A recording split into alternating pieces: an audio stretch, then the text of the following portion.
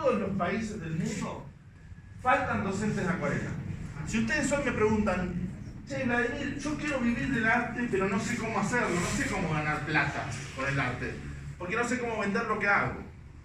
Bueno, mi solución, la que yo encontré personalmente, siendo que había pintado acuarela toda la vida, es justamente dar clases de acuarela, pero además formar otros docentes de acuarela.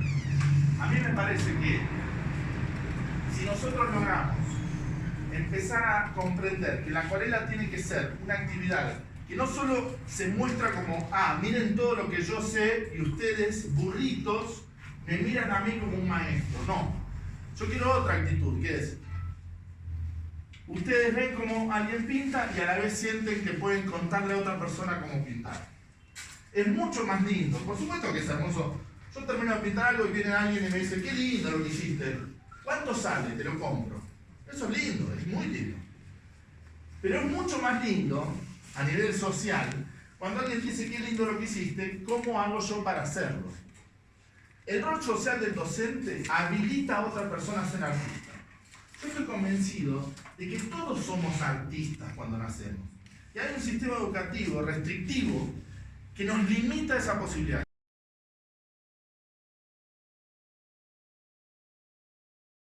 Vamos a dar inicio a esta parte del evento. Voy a presentar a mi colega, un hermano argentino que viene desarrollando una pedagogía muy interesante en torno a la acuarela. Él es director de una escuela de acuarela en Buenos Aires, se llama Tanta Tinta, la escuela, que ya viene desarrollándola ya hace unos años atrás, con éxito supuesto. Y es uno de nuestros invitados del evento que hemos empezado hace unos 5 días, el encuentro de acuarela de arte. Pues bien, sin más, espero que lo disfruten. Es una pedagogía bastante interesante, es muy didáctico con su explicación. Aparte es un gran amigo mío, siempre hemos trabajado juntos. Nada, sin más, presento a Vladimir Merchensky, que viene desde Buenos Aires. Un aplauso.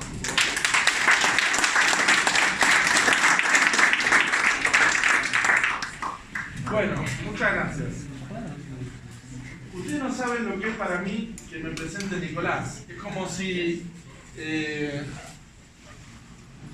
Superman presentara a un mosquito, una cosa impresionante. Bueno, ante todo les pido disculpas a los que estuvieron en la charla anterior si repito alguna idea. Acontece que están mis colegas de distintos países acompañándome en esta segunda versión de la conversación, entonces algunos conceptos se van a repetir.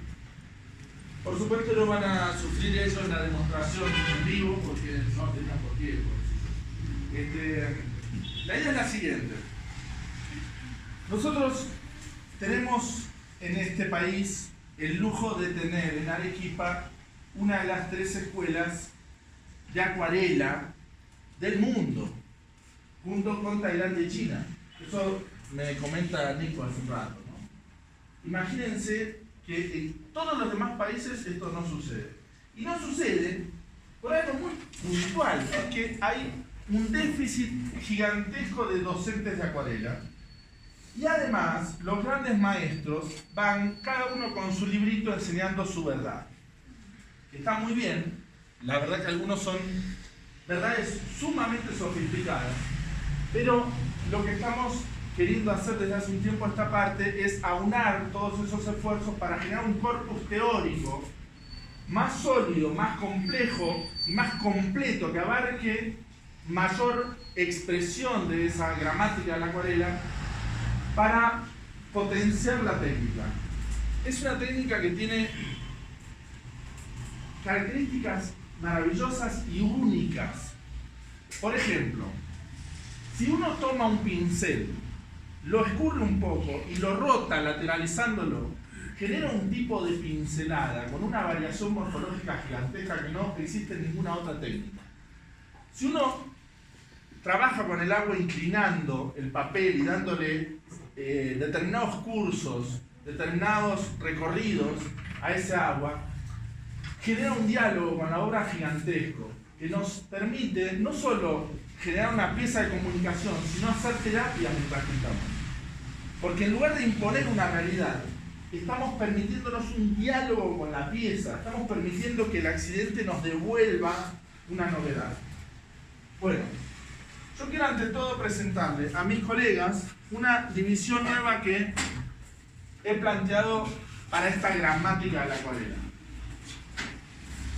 En lugar de estar con términos ambiguos y complejos como ser el seco sobre húmedo, que son nomenclaturas que se utilizan desde hace más de un siglo y que no responden al lenguaje de la acuarela contemporáneo que ha crecido en los últimos 10 años de manera exponencial.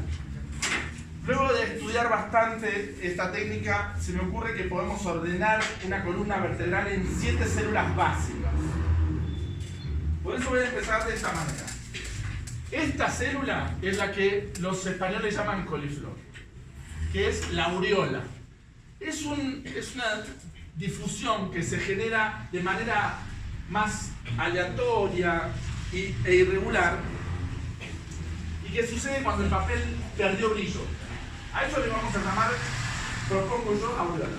No lo propongo yo, ya lo he puesto en consideración de otros docentes, pero supongamos que esto se está presentando por primera vez. A esto le vamos a llamar desvanecimiento, que es una situación nítida de un lado y difusa del otro. Esta célula es otra de las células básicas, pero es la más poderosa de todas, por lo tanto le voy a dedicar un tiempo especial en esta charla que va a ser cortísima, porque a las 7:30 tenemos que inaugurar la maravillosa exposición que han preparado el grupo ya. Este es el difuso, este lo conocemos todos. Pongo agua previamente y hago el gesto y genero la difusión. ¿Por qué el término? Porque la química y la física lo determinan, es el término correcto. Este es relativamente nuevo, o sea, en la acuarela de Turner o de Durero no aparecía ni en pedo. Es el gesto disperso. Yo hago un gesto y luego le doy con un rociador y esas partículas dispersan de manera aleatoria la mancha. Por tanto, tengo un grado de expresión brutal porque el agua trabaja en lugar de trabajar mi mente. Luego tenemos el drenaje, que este es un ejemplo entre 20, hay un montón de drenajes posibles. Este es un negativo de agua que entra en una situación donde hay un seco y un húmedo, bueno, solamente corre por el lugar donde hay agua y sucede por inclinación. La definición correcta es cualquier curso que yo le haya dado al agua y que por inclinación genera una impronta o un anclaje. Este es el líquido que ya todos conocemos, y del líquido pleno que acabamos de ver deriva el segundo, que se llama rústico, esta pincelada, gesto rústico. ¿Por qué propongo el nombre rústico y no seco sobre seco? Porque es más concreto, ¿sí? Después vamos a ver que tenemos 3 problemáticas que asumir cuando somos docentes de la acuarela. Tenemos que hablar del agua en la paleta, del agua en el papel y del agua en el pincel. Pero si estas son nuestras células básicas, nos vamos a entender mucho mejor, ¿sí? Dicho esto, hablo un segundito de una cuestión que me ocupa mucho más, que es la siguiente. La acuarela está en este lugar cuando debería estar en este lugar. Este es un deporte de élite y este es un deporte popular. La diferencia primordial es que acá con una pelota de trapo me alcanza y acá necesito un dinero para criar al caballo y para aprender el deporte. Por tanto, esto es muy difícil que se vuelva popular y se practique en los potreros de cada escuela. Así que de por sí ya tenemos un problema con los materiales en la acuarela. Cosa que tenemos que resolver entre todos. Primero, si tenemos más docentes va a haber más consumo, la industria va a bajar los precios. Pero además, mientras tanto, tenemos materiales opcionales para trabajar, como la nogalina mezclada con la tinta china, mezclada con... O sea, podemos trabajar acuarela monocromática, haciendo los verdetios y todo lo que tiene que ver con la grisalla que aprendimos a hacer en el Renacimiento. Porque se trata de iluminar y de generar un clima mucho antes de trabajar con la cromática. Pero este es nuestro gran desafío. Nosotros vamos a llegar a que la acuarela esté en este lugar, primero, buscando materiales alternativos en las comunidades. Y segundo, generando formación docente. O sea, dándole trabajo a los artistas como docentes, que además formen otros docentes. Hay que hacer una cadena. Este hombre, Jason Nimmer, inventó la acroyoga hace 15 años. El acroyoga se practica en todo el mundo. ¿Cómo lo logró? Generó una ONG y formó docentes de acroyoga. Les cobraba un dinero, les daba a la gente que hacía yoga o que había hecho entrenamiento como docente de yoga, que estaba dispersa por todo el mundo, les dio la posibilidad de hacer una disciplina vincular terapéutica poderosísima. Entonces, además es divertido, yo lo practico como deporte. Entonces, generó un montón de comunidades porque les dio salida laboral a un montón de gente. No lo pudo hacer mediante el sistema oficial de educación. Yo quiero plantear, y me emociono ante esta situación, por primera vez en la historia de la acuarela, creo que estamos en condiciones de decir que alguien perteneciente al sistema educativo oficial está interesado en un programa de este tipo. Por eso quiero agradecerle a Marcelino por la posibilidad que nos da en esta escuela. Nos va a dar la posibilidad de darle más profundidad a esto, de darle más presencia. Ya les contaremos cómo, pero vamos a poder formar docentes de acuarela, además de formar artistas. ¿Qué es lo que han hecho estos grandes maestros? Suzuki, el método Suzuki es muy conocido, y Pablo Picasso planteaba siempre la necesidad de volver a pintar como los niños. Por eso son todos referentes del método que proponemos. Ahora bien, una cosa importantísima de este programa es que no solo vamos a trabajar con la acuarela como la venimos trabajando, ya sea tradicional o contemporánea. Vamos a cruzarla, vamos a educar a ese docente para que enseñe la acuarela transversal a un programa que tiene que ver con la historia del arte en Occidente desde 1830 a 1960. ¿Por qué? Porque en 1828 se desarrolló la fotografía y comenzó a existir un dispositivo que servía para reflejar lo que veían nuestros ojos. Entonces la pintura cambió radicalmente. La segunda mitad de ese siglo se dedicó al impresionismo y después aparecieron las vanguardias del siglo XX, desde 1904 el expresionismo alemán, fauvismo y demás. Entonces, la acuarela hoy se puede ocupar de muchos más temas que no se está ocupando porque no hay docentes que crucen esa información entre lo que es la acuarela tradicional, que heredamos de los chinos, y toda la temática que creció en las vanguardias artísticas del siglo XX. Por ejemplo, el informalismo de Antonio Tapies, o de Miró, el cubismo, el expresionismo alemán, el dadaísmo. Hay muchísimas vanguardias que no es que no se toquen, pero realmente cuando uno va a un festival internacional hay un porcentaje muy bajo de esas acuarelas. Hay un porcentaje altísimo de acuarelas naturalistas. Habitamos todos el naturalismo como si fuese el único recurso de expresión en el discurso visual. Entonces vamos a hacer un programa, vamos a diseñar un programa que trabaje de manera transversal con ese programa, con esa historia del arte, de lo que se llama la modernidad de la pintura. ¿Por qué hasta 1960? Porque después apareció lo que se llama el arte contemporáneo, con los happenings, y ya no existe más, o no se le da tanta atención al arte de caballete, al arte de maestría.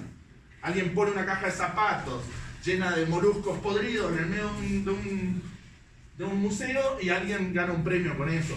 Que estará bien o mal, yo no voy a cuestionarlo, pero no tiene nada que ver con adquirir la maestría en dominar una técnica como la acuarela. Esto es un intento muy lindo de Joseph Zubik por facilitarnos esta problemática del agua en el papel y el agua en la paleta. Este hombre desarrolla este reloj diciendo, che, hay varias intensidades posibles: té, café, leche, crema, manteca. Y además el papel puede estar seco, húmedo, mojado o empapado.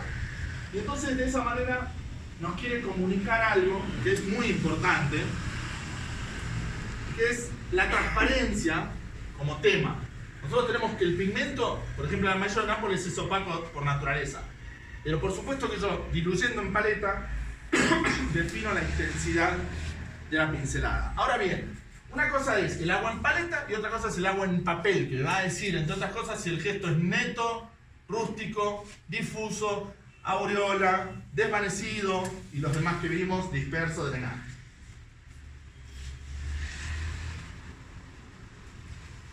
Se vuelve más compleja la cosa. Lo importante es que yo, una vez que tengo esto, le puedo enseñar al docente algo mucho más mecánico de lo que parece.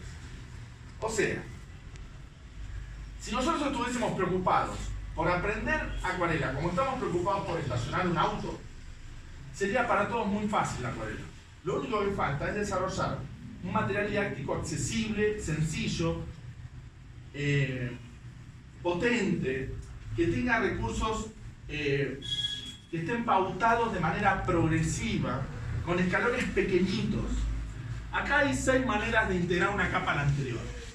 El difuso, que es poner agua, el gradiente, desvanecimiento, el plano transparente, el detalle intenso chiquitito, gesto rústico y gesto disperso. Por eso es tan poderoso, porque deja de subestimar al lector. Sugiere la gran mayoría de su obra y hay un anclaje figurativo pequeño. Bueno, los grandes maestros aquí presentes todos trabajan esa técnica. No es casual que sea así.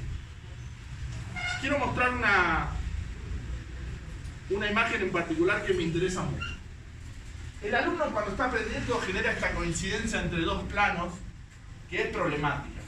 Porque si yo genero dos planos con cierta intensidad, se genera un contorno que pierde verosimilitud. Es como si yo estuviese viendo una película y de repente el protagonista está a punto de matar a una persona y aparece el micrófono. Esto es lo mismo. Este gesto hace que lo que yo esté viendo ya no me interese porque le veo las costillas al efecto plástico. A ese contorno lo tengo que combatir. ¿De qué modo? La primera manera es con una superposición de fachada.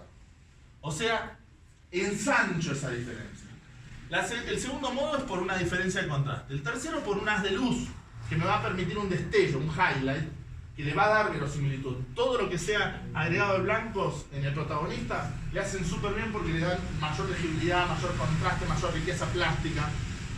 Luego tenemos un desvanecimiento, que puede ser en una de las capas y ya la otra puede ser plena. Y el último, doble desvanecimiento, que es una costura, ¿sí? Donde uno ya secó y generó el contradesvanecimiento y se une. Esta les diría que es la más pobre de todas las posibilidades. Pero lo que no tiene que suceder es esto. Una vez que yo tomo conciencia de ese elemento, ya está. El alumno ya puede tener que practicar más o menos hasta que salga esto. Pero ya va a tener conciencia de que esto es un elemento que no debe aplicar. Por tanto, lo que está pasando con la acuarela es que simplemente tenemos que reducir a problemas muy chiquititos,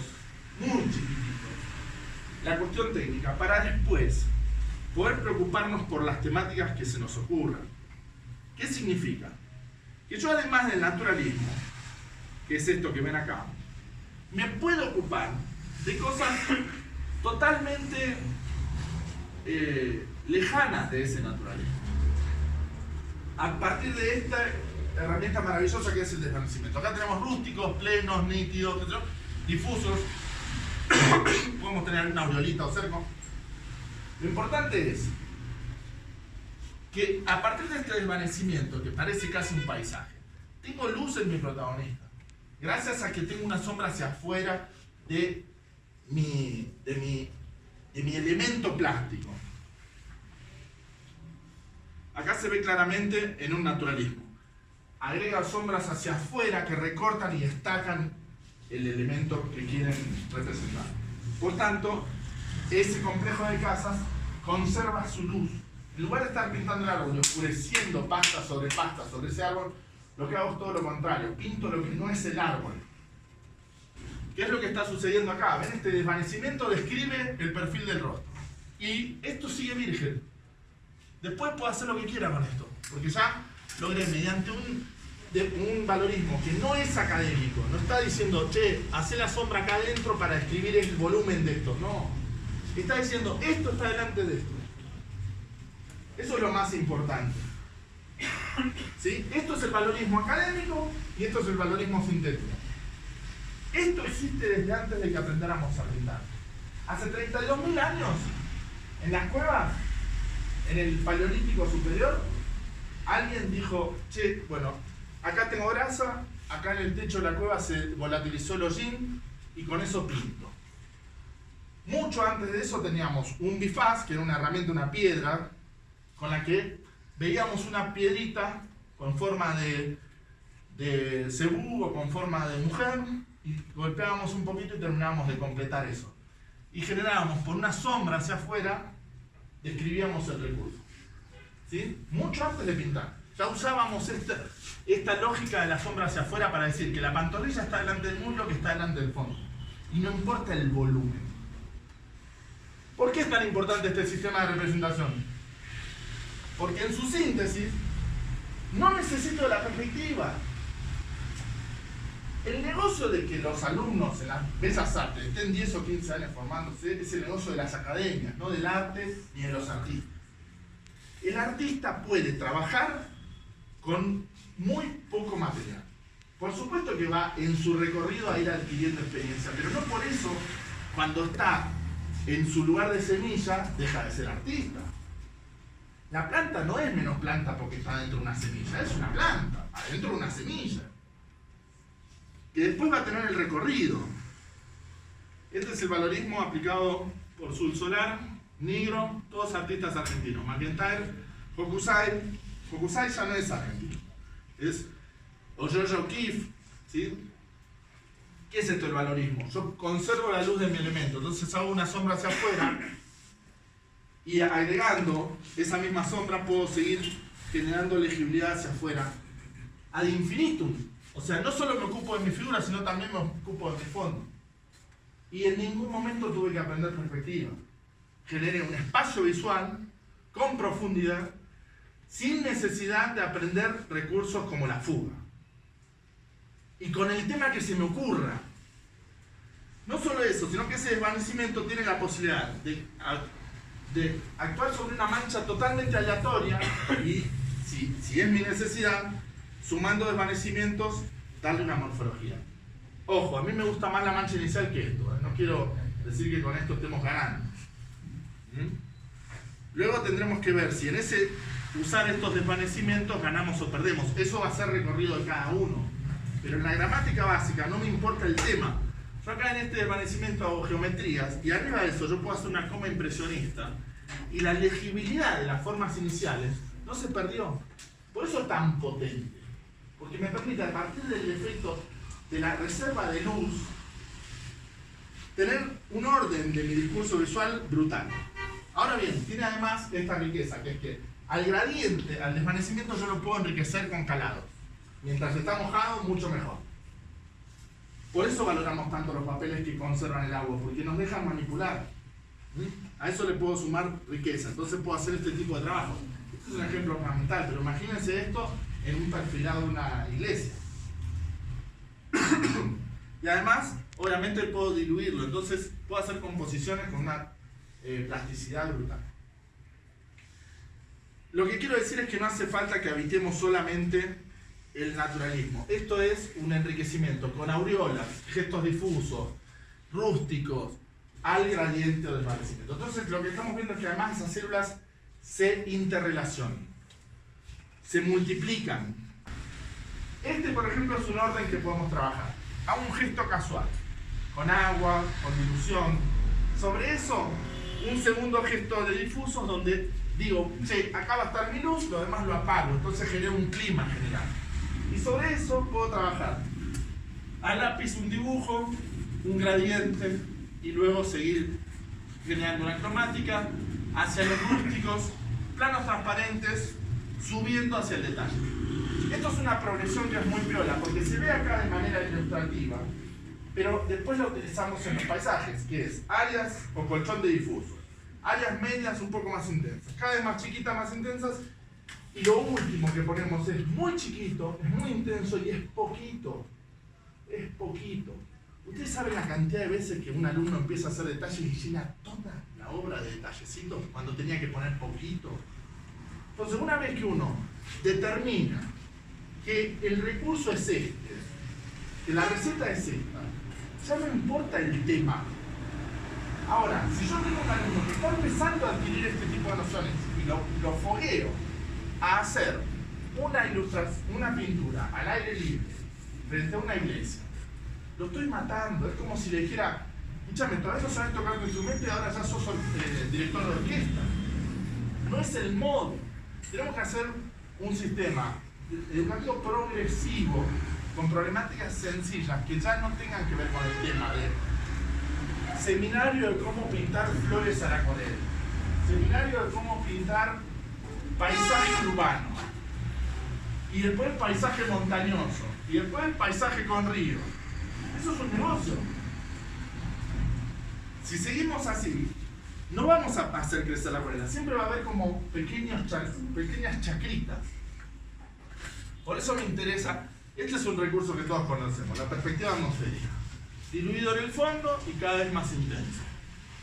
Bueno, se practicará con un argumento sencillo como este, antes de meterse con hacer verosimilitud realista. Porque lo que necesito es adquirir esto, que cada vez que yo agrego una capa, esta tiene que haber desvanecido, porque si no el papel acá se satura. Este es un ejemplo, no estoy diciendo, che, miren qué copado, no. Lo que estoy queriendo decir es que si desarrollamos pequeñas recetitas metódicas de problemas chiquitos, la acuarela ya no es difícil. No es difícil para nada. Ahora, nos tenemos que ir, así que yo no voy a seguir exponiendo toda esta cantidad de cosas. Lo que quiero decir con esto es, este programa está siendo desarrollado, va a aplicarse de manera oficial en las escuelas que lo permitan, y luego se va a aplicar en el resto del mundo de una manera no oficial, con una ONG, pero lo importante es que tenemos que poder certificar docentes que a su vez quieran formar otros docentes. Porque ese es el gran desafío para que la acuarela crezca. No solo que estar yendo hacia un lugar de artista. Por supuesto que cada uno de nosotros quiere generar una imaginería personal, exponer en una gran galería, vender su obra, ser consumido como profesional del arte. Pero el docente como rol social tiene un trabajo mucho más sacrificado y poderoso, que es el de formar a otros y habilitar a otros para que ellos también se sientan artistas.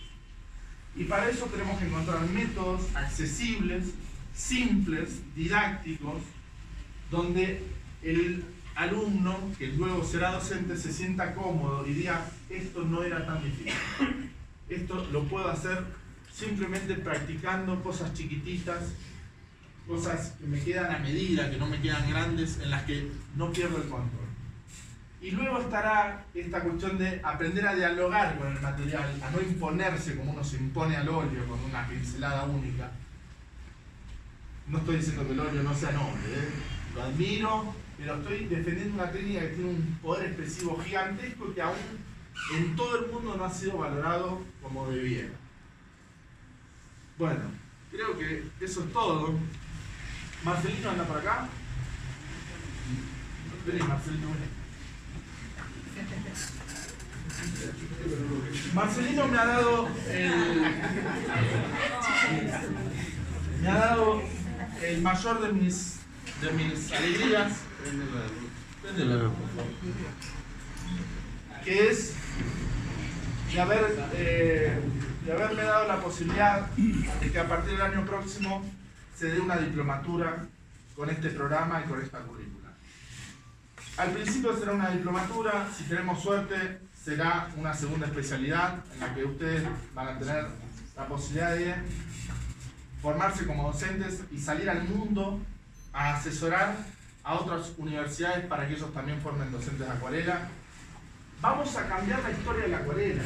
O sea, es una oportunidad única en la historia de que revirtamos esta cosa de las islitas. Si más adelante, ya no sé si es bueno ver tan adelante, pero podríamos hasta tener una maestría o un doctorado. Por personas como Marcelino que nos dan el espacio para hacerlo y que confían y creen en ustedes como futuros profesionales. Para darles salida laboral a una técnica que además tiene un poder expresivo y un poder plástico impresionantes. Hay muchísimos nuevos lugares para habitar en la acuarela que todavía nosotros no podemos sospechar y del cual ustedes van a ser protagonistas. Marcelino. Muchas gracias.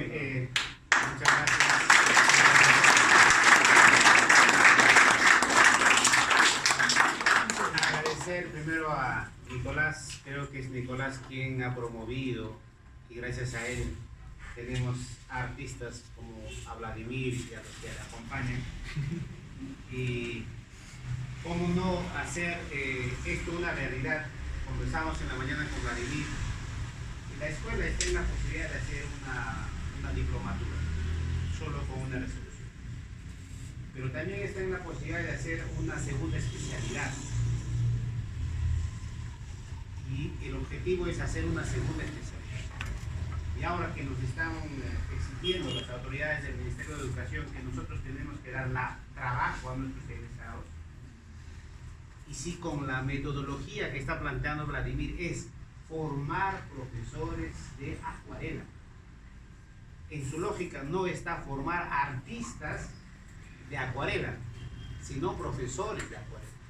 ¿Para qué? Para que pueda hacer todo un movimiento de acuarela, no solo en el Perú, sino en el mundo. Ya tiene una escuela.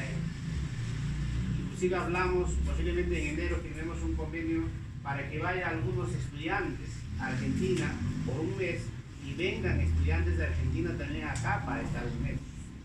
Empezaremos con 3, con 4, con 5 y cada año irá creciendo. Creo que esto solo es posible cuando personas como Nicolás hacen movimiento en el mundo.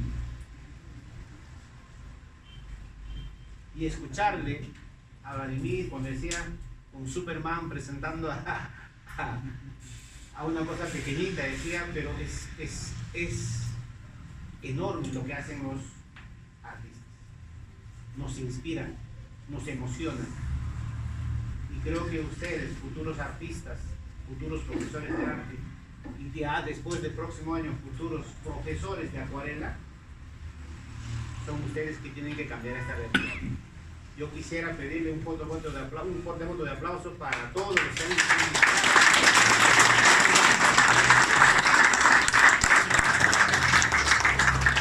iniciaremos con esta aventura. Bueno, muchas gracias, chicos. Terminamos. Muchas gracias. Seguimos.